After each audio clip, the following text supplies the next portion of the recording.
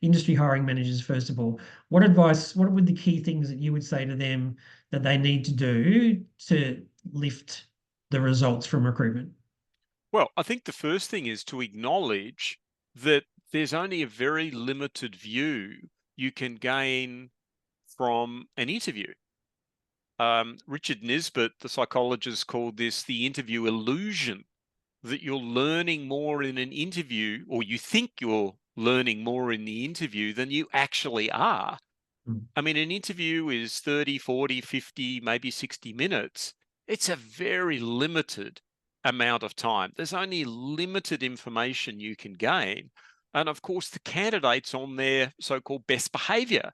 They're trying to put their best foot forward. Nothing wrong with that, but it's only a limited view. And far too many hiring managers focus on what the default is for them in an interview, which is, do I like this candidate? Now, there's nothing wrong with liking a candidate, but if you haven't assessed their skills or their motivation or their cultural match, and you hire that person and they start the job, and very quickly it turns out they're not very good at it, not very motivated, or not very well culturally matched, you're not going to like them for very long.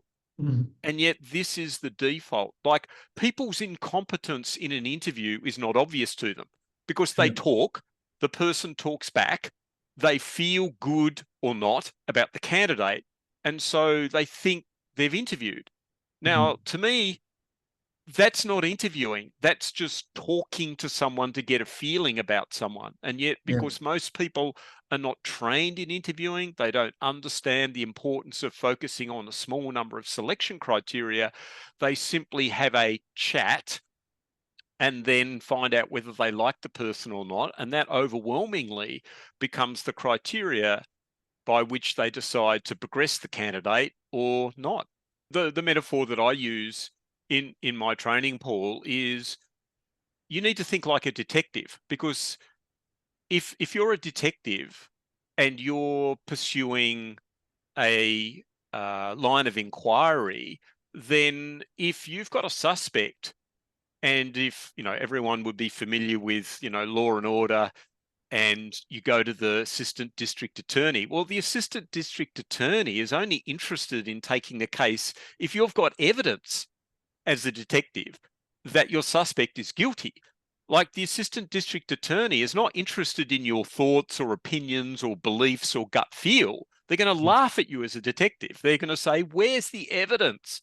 Mm. And yet, this is what we do, or many people do, in recruitment. They have a thought or a belief or a gut feel that someone's going to be good, and yet they've gathered no evidence or little evidence to support their view that that person is likely to be successful in the job. Mm. And that evidence-based mindset, like focused on, I'm looking for evidence rather than I'm just trying to make up my mind about a candidate. Again, that's Mm. just a very, very common mistake and relatively easily rectified.